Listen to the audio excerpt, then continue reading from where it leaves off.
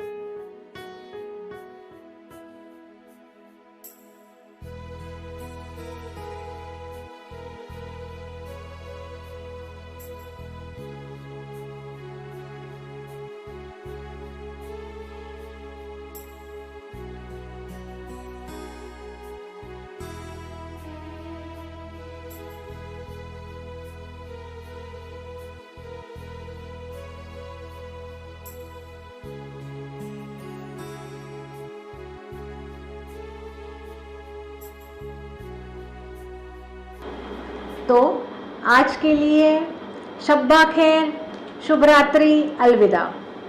कल हम फिर उपस्थित होंगे एक अनोखे अंदाज में।